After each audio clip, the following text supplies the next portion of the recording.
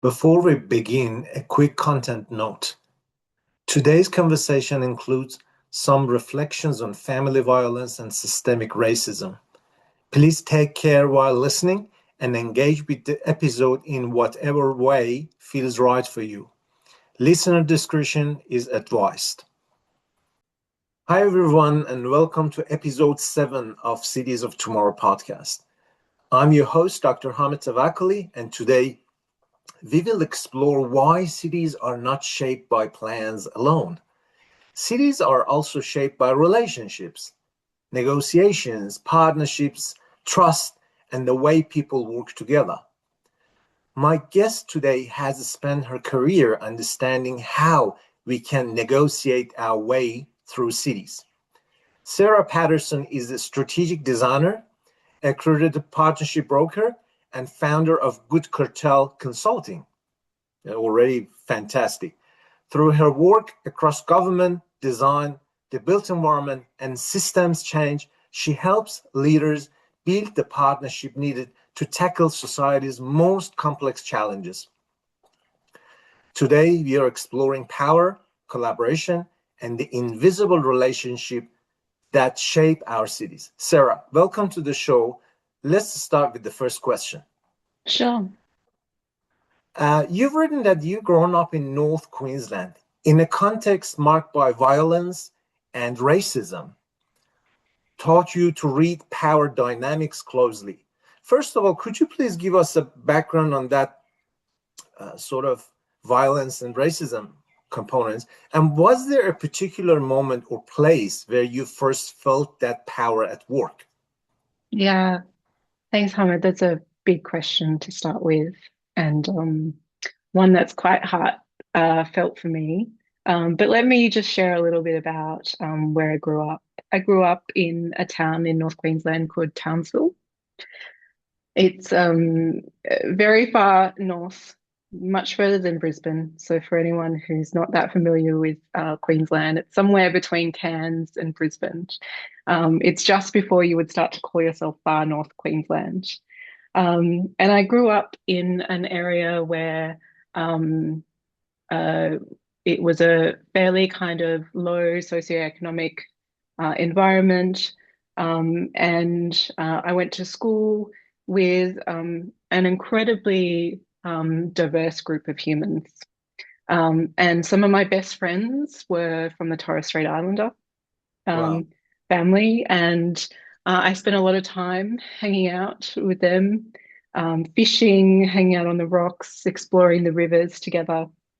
Um, and I think maybe as a little person, I wasn't so attuned to the power dynamics at play. I was just really excited to have these wonderful humans to play with and to have like deep rivalries when it came to who could run the fastest in the 1800-meter sprints. It was always me and my brother and the band family who were like kind of rivals in basketball and running. But at school, I guess I did notice that my Torres Strait Islander and Aboriginal friends were treated differently. And Yeah. that was not just in the classroom with teachers, it was in who got to go to the school excursions, it was in who turned up with food and was able to have lunch and morning tea. And it came down to also who got to go home and feel safe. And I guess I shared a lot with them because I also was someone who at times didn't feel safe at home.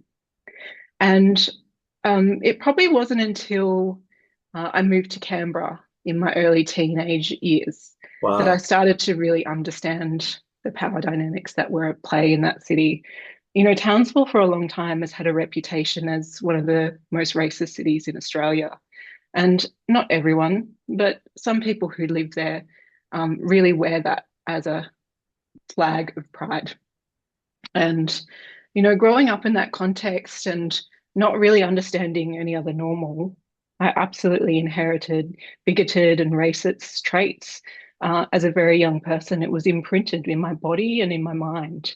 And so moving to Canberra and going to high school there, where there was a bigger multicultural community, I really struggled. And for the first time in my life, I was the odd one out. And I had a lot of trouble making friends. I had a lot of trouble in the social scene. And I started to understand how power plays out in different dynamics. And so, yeah, I think those formative years, maybe I didn't realize in the moments, but looking back now, I can start to understand why I became interested in power, how it plays out, and the very real impacts it has on people's lives. Amazing, amazing. Thank you. I'll go to second question. Early in your career, you worked with government agencies on programs like the Seasonal Worker Program. With the eyes that you have now, reading Power, Risk, Reciprocity for a living, of course, what did the program like that get right, and what does that get wrong generally? Mm, that's a great question. Um, I guess the way I could summarize policy making at that time, and to some extent it still is that way, is that it was about change being done to people as opposed to change being done with people. Now, this was the Howard era when I Wow. first started in government. I came in as a young cadet and worked my way up through the ranks for close to a decade. And during that time, I was working on um, policy programs that were probably more of the stick versus the carrot side of things when it came to levers of change.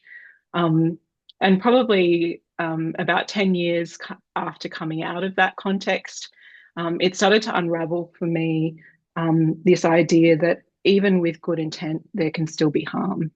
And the harm that I recognized in those policy scenarios was that government was using welfare, something that's Mm. supposed to be a safety net, Yeah, as a lever for motivational change. And something about that feels fundamentally wrong for me.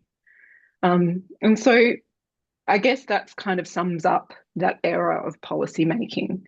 From my perspective and from my experiences within that, I worked on programs like Welfare to Work, the Social Inclusion Task Force, and I spent 18 months in the Northern Territory just before the intervention occurred in the Northern Territory. And for those of you who are not familiar, um, the federal government announced basically overnight that they were going to intervene with what was happening in the Northern Territory after receiving a report about child abuse. And that has since been found to have breached human rights. Their approach to dealing with the challenges up north. And I got to see that firsthand as a young public servant, as a 21-year-old, sitting up in communities in the Northern Territory. And so it was very much about change being done to humans.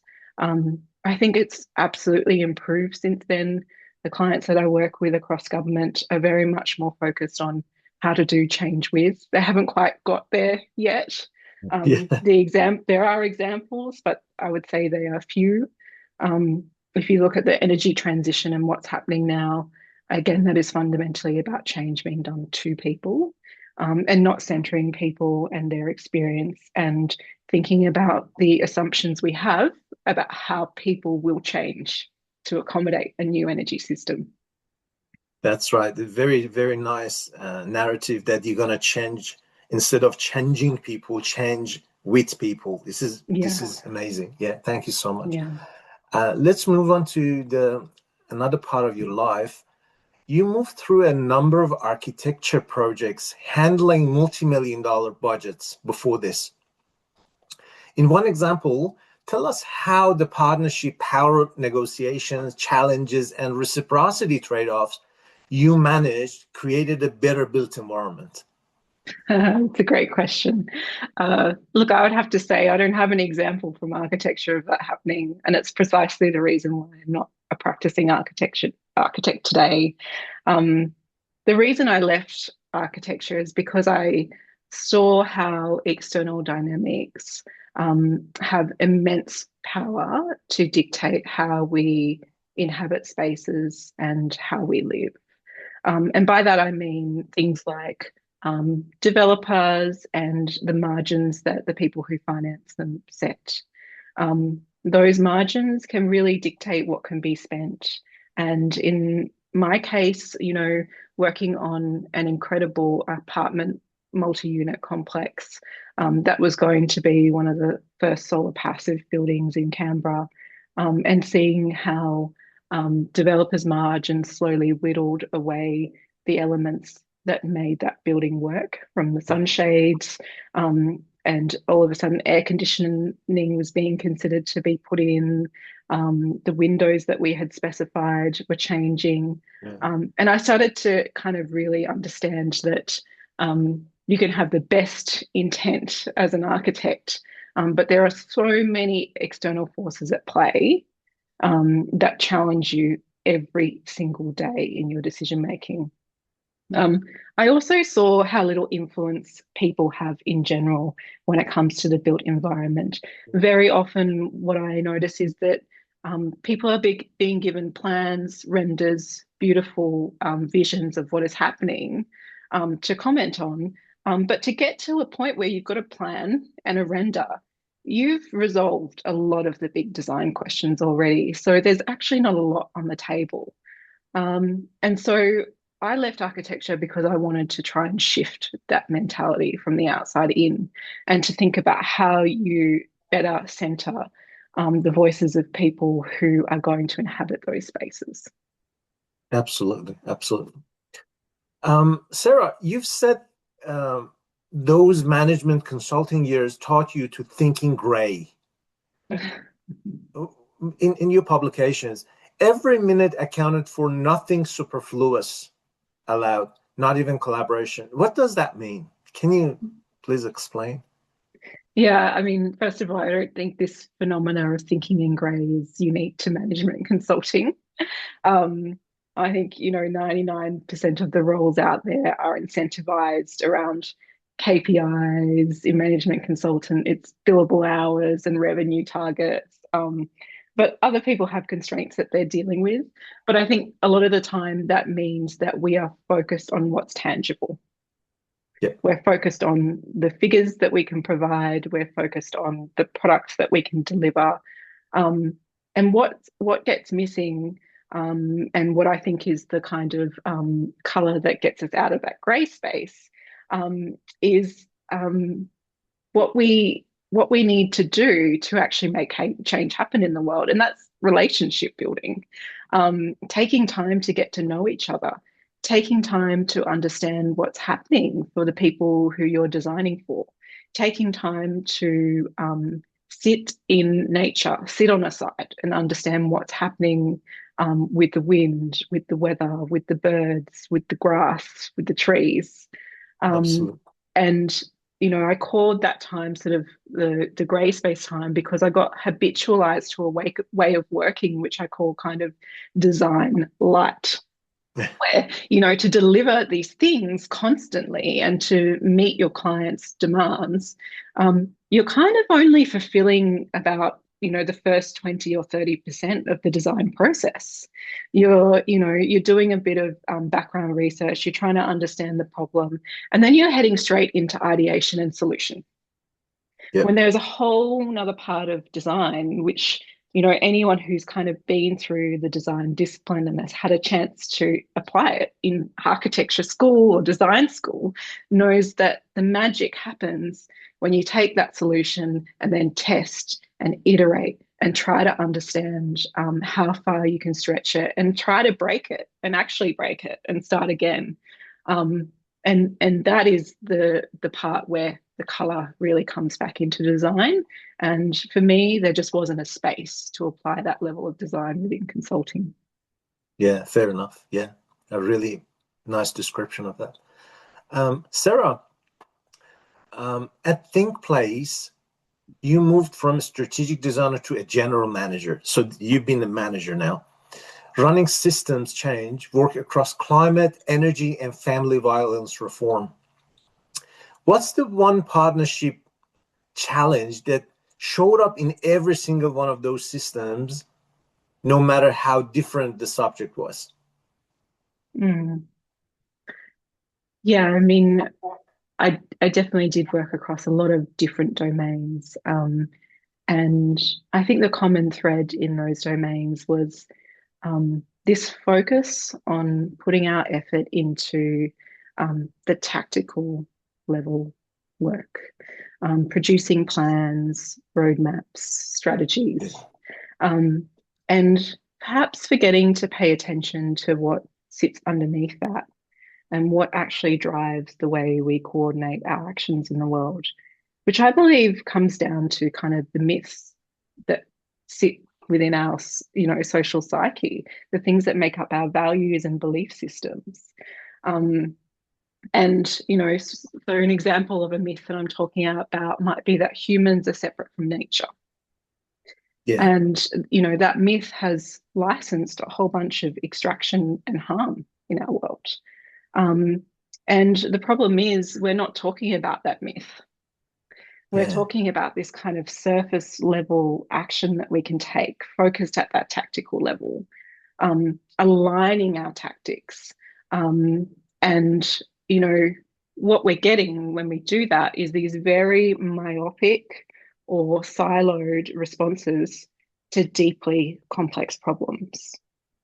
And so, something that I really felt that was missing across all of those different pieces of work was this concept of collective myth making, really getting to the source of what is driving our behavior and coordinating our action.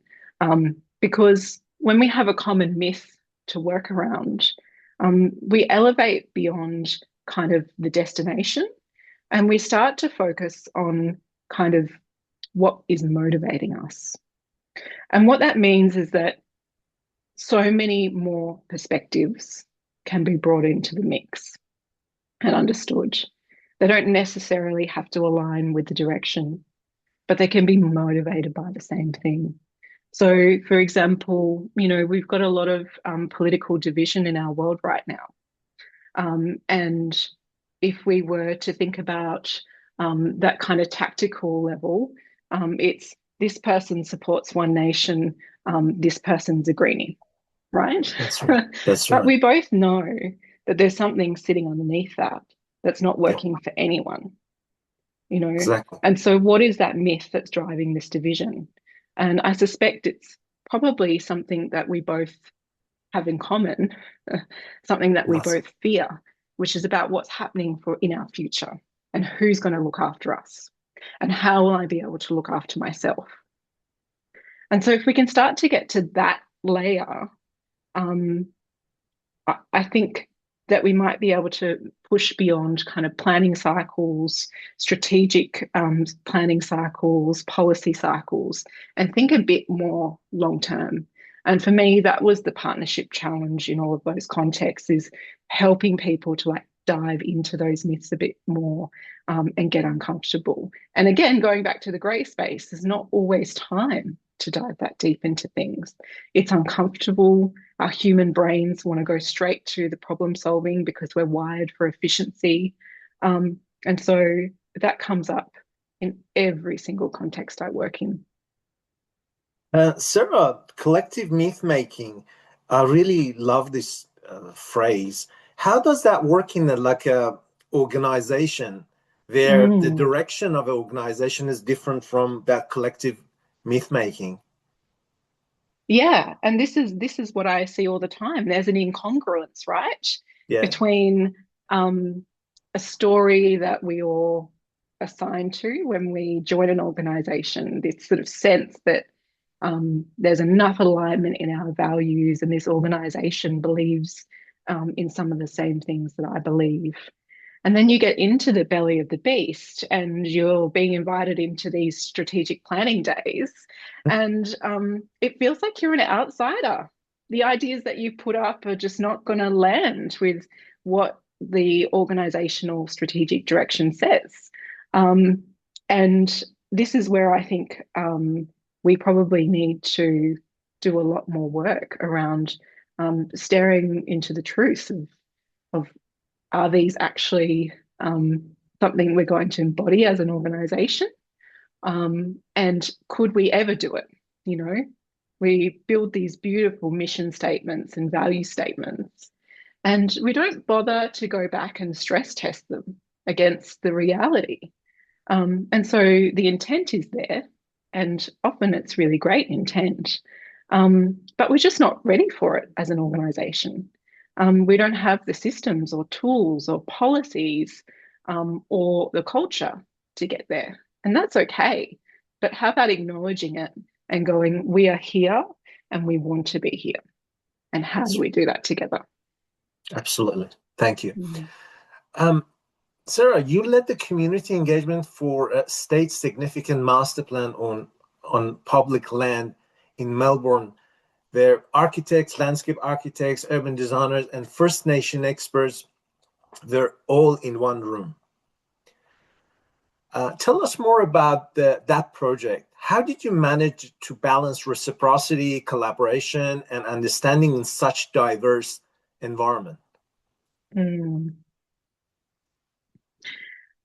Well, I've worked on a few of these types of programs now, but maybe I'll talk about the one that you and I are probably most familiar with, which was a long-term master plan for a new public space in Melbourne's West. It was truly unique. The client had a real commitment to um, co-designing aspects of the master plan with community and with traditional owners. Traditional owners were invited into the design team and were part of the design team as opposed to a stakeholder that gets just consulted or informed about this. And the organisation actually made a commitment to go out to community before there was really pen on page. And so that was a really interesting exercise because communities are not used to being engaged in that way. They're used to seeing these beautiful renders put in front of them and us saying, well, what do you think? They're not used to us saying, we haven't got anything to give you right now, but what would be important to you? And what would that look like? And what do you think about these objectives that we've set for ourselves? Would you kind of change them in any way? Would you break them apart?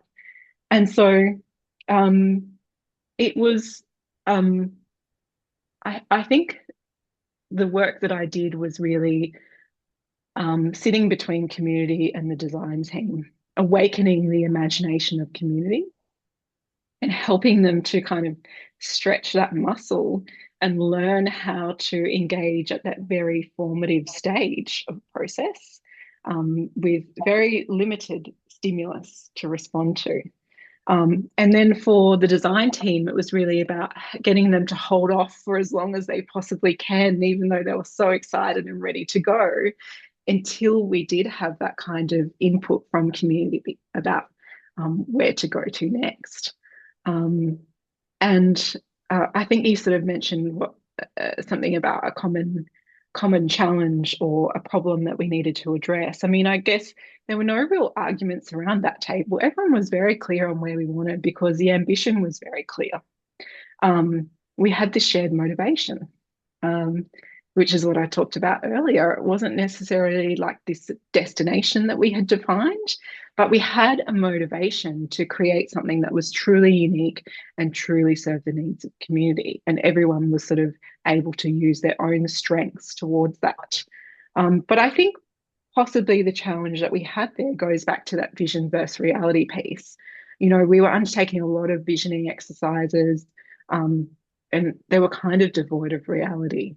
So, you know, you would come up with these beautiful ideas, but then when you land it back into the reality of what the organization was facing and the level of maturity it was at, none of them were quite working. And it was taking a lot of time to work out how do we actually find something that's fit for purpose on both sides. You know, examples would be goals around sustainability. But the organisation was only in the very early stages of getting its head around what sustainability meant. They hadn't created their first sustainability strategy yet. They hadn't actually had that chance to turn the mirror in and look at themselves yet. But community was asking them to really step up the game. And so there was this sort of like big stretch between what the vision was and the reality. And it was the same with some of the other specific communities who had requests of us around their own particular needs. And we hadn't yet really engaged with the organisation's diversity strategy either. And so there was a whole level of maturity to develop within the organisation before they were truly ready to deliver on that vision. Absolutely. I want to just move on to the next question, but I've got a question about the previous discussion. You got the First Nations in the room, and there would be a disagreement against, for example, digging the ground, which is the foundation of the design and construction. I'm really interested and fascinated how you resolve such complex disagreements and things like that in a multi-aspect program. I would say it's less about trying to resolve and more about sitting with and understanding and trying to learn more about what the challenge was. So for example, if there was an issue with digging the ground, it was about holding people in a space where they could meet that with curiosity, using questions, diving a bit deeper, broadening their understanding of what the problem was before jumping straight into a solution, and giving it time, stepping away for a couple of weeks, sitting with that, and then coming back together and exploring it a bit further. So it was really about setting a space where people could work through those disagreements together, as opposed to trying to smooth it over, cover it up. Yep. Because we know that when we do that, 10, 15, 20, 100 years down the line, that's going to bubble up again. And it's going to be even harder to address. Excellent. Thank you. Sarah, what is an accredited partnership broker and why this accreditation is special? Good question. Have you heard of partnership brokering before today? Yeah, from you. From me? Only from me? Well, yeah, I am one of very few accredited partnership brokers in Melbourne and in Australia. I'm accredited through an organisation called the Partnership Brokering Association. And they're a global network that seeks to deeply understand and promote what principled and skilled management of partnerships might be. They were established in about 2013, but they've been around and have been developing their framework and training since the early 2000s. And within the network, there are people who work in partnerships across many different contexts, from humanitarianism to international development to social services, and in big corporations as well. And really, they are about building a network of practitioners who are literate in power dynamics and who are focused on the things that sit between us all in a partnership. So less focused on the strategy and more focused on the dynamics that are at play between the humans in a room. Because we acknowledge that when you form a partnership, you're not just forming a partnership between entities or organizations. You're forming a partnership between the humans that arrive in that room and all of the values, interests, and beliefs that they bring with them. And so that's the role of partnership broker, to work with the human qualities in a partnership and to make sure that they are in tune enough to keep momentum moving in the challenge that you're trying to address, or the mission that you're on. So I recently started mentoring accreditation candidates, actually, which has been incredibly rewarding. What is involved in accreditation is generally you're someone who's gone through the training and you've had an opportunity to practice that training for several years. And when you sign up to become accredited, you actually get partnered up with a mentor. Wow. a partnership broker who's been in the field for a long time. And you choose a project that you're going to work on and apply your brokering skills in. And you spend about 4 to 6 months with that mentor in pretty much weekly reflective practice, where you both sit down, and it's almost like supervision that psychologists or psychotherapy therapists have with a mentor. You sit down and you go through, here are the things that I did this week, and here are my reflections. And you talk through why you decided to do a particular thing, or what was happening in the room that you just couldn't get your head around. And you get a whole nother person's perspective on your practice and what you're doing. And for me, it was fundamentally game changing. I did my accreditation just after I'd left ThinkPlace and when I started my own practice. And I got exposed to just new methods, new ways of thinking that I just didn't have access to in ThinkPlace. In ThinkPlace, we were very closely aligned to particular design thinking methodologies, and through partnership brokering, I started to really turn the lens on it all. Instead of focusing deeply on a problem when I first got a project, my mentor encouraged me to go, well, what's working? And, all of these little flips in my mindset that came through that mentoring process have really upped the ante, on the way that I present in a room and the way that I'm able to work with people. So it's an incredibly valuable process to go through. And as part of the process at the end of your mentoring, you write a paper, a reflective paper that's a contribution to the practice that other brokers can then use. And so my paper was about internal brokering, which is when you're not someone who's completely independent of a partnership. You're actually in the partnership and you're trying to work with the partnership dynamics. Yeah. Amazing. Mm. I assume that some people may be interested for you mentoring them in this process after seeing this. Are you open to mentoring people? Yeah, absolutely. Yeah. I do professional mentoring through the PBA and in Through other PBA. contexts as well. Yeah. So people can reach you through PBA. Yeah. Beautiful. Sarah, in your literature, I want to just wrap it up because I know we are a little bit behind the time. Sure. But this is an interesting question, and I believe people would be really interested to hear your opinion about this. You've written that noticing power dynamics closely can also be its own blind spot. How does that work? Yeah, it's a good question. Well, what it actually does is it forces you to recognize your power in a room. So when you are working with a group of people and you're attuned to the power dynamics that play between people, you also have to go, well, what am I contributing to that dynamic as someone who's brokering this process?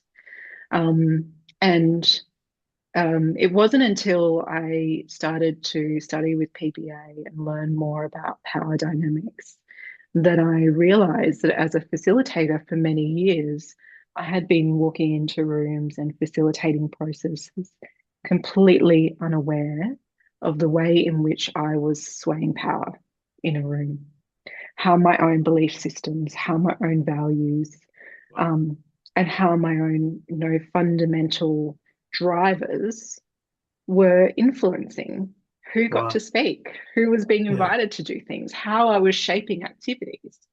And so becoming a partnership broker really did kind of turn that light on for me. And I started to understand that as a partnership broker, I had the capacity to understand and work with the power in the room. And that came with real responsibility. Absolutely. Yeah, thank you. Sarah, you built the Good Cartel specifically for organization working in climate and nature. What is Good Cartel, your organization, obviously, and what is your mission? And explain more about your projects and the background of your firm. Yeah, sure. Thank So you. The Good Cartel is a research venture that I founded back in 2021. We've just had our fifth birthday this month, which is really exciting. I founded the Good Cartel because I started to understand that there was a real gap in the way that we were coordinating action around change in the world. That there was a lot of effort going into social innovation labs and consortias and coalitions that were fighting for particular changes, but they weren't getting the cut through. The roadmaps um, were not working when the rubber hit the road. And I was very curious and I wanted to understand in what context can you coordinate around big change and who throughout history has done this really well. And so the Good Cartel has been part consulting and part research.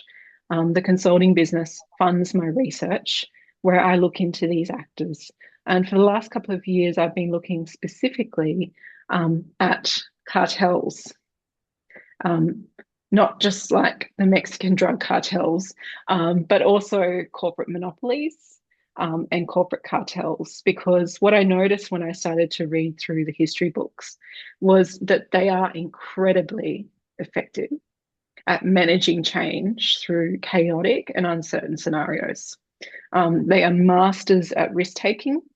They think in long term um, time frames, and they build incredibly rich networks of relationships that allow them to kind of span beyond political cycles. They outlive really bad leaders and dictators. They're going to outlive Trump, and I found that really fascinating. So I've been studying cartels and monopolies, trying to understand what is it about their playbook that we can adopt and use to drive change for good. So in your organization, your firm, you utilizing those principles, is that correct? Yeah, I'm And starting to distill and bring them into practice. and I see that you've been a TEDx speaker as well, and in your Mm. TEDx Canberra, you talked about good cartels. What was that? Can you give us a little bit of background on your TEDx speaker series? Oh yeah, oh gosh. I kind of forgot that. I have almost forgotten that because I don't know if you know much about TEDx, but you are not allowed to have notes or teleprompters or anything. So you have to memorize this 20-minute talk. That's And I think I held on to it so hard in the weeks leading up to it that as soon as I finished, it just left my brain. yeah, fair enough. But really, the message that I was trying to share in the TED talk was really that um, there are incredible possibilities when we shift our framing around power.